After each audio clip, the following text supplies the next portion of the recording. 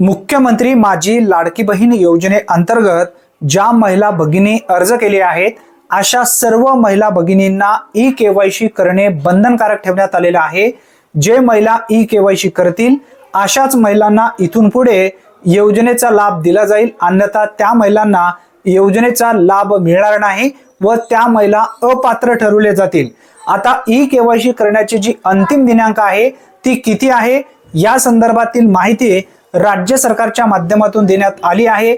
E-KYC कधीपासून सुरू झालेली आहे हे सुद्धा दिनांक 18 सप्टेंबर 2025 रोजी जो शासन निर्णय घेण्यात आला त्या शासन निर्णयामध्ये स्पष्टपणे नमूद करण्यात आलेला आहे।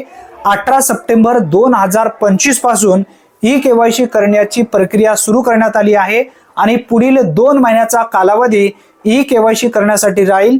त्यानंतर ज्या महिला 18 सप्टेंबर पासून ध्यानात ठेवा, 18 सप्टेंबर ते 18 ऑक्टोबर पर्यंत एक महिना, 18 ऑक्टोबर ते 18 नोव्हेंबर पर्यंत दुसरा महिना, म्हणजे ई-केवायसी करण्याची जी अंतिम दिनांक आहे 18 नोव्हेंबर 2025 असणार आहे।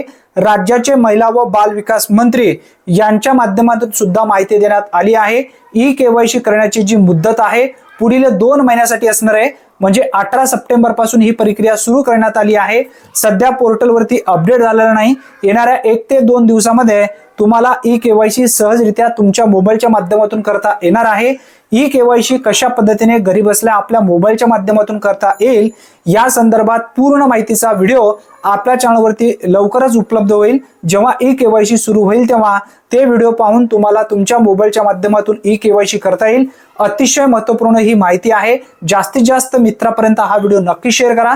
चॅनलवरती जर तुम्ही पहिल्यांदाच आला असाल तर चॅनलला सबस्क्राइब करून बेल नोटिफिकेशनला क्लिक करून ऑल बटनला नक्की प्रेस करून ठेवा, म्हणजे प्रत्येक योजनेबद्दलचे अचूक अपडेट सर्वप्रथम तुम्हाला मिळत जाईल। धन्यवाद। पुन्हा भेटूया नवीन व्हिडिओमध्ये नवीन माहितीसह। तोपर्यंत जय हिंद, जय महाराष्ट्र।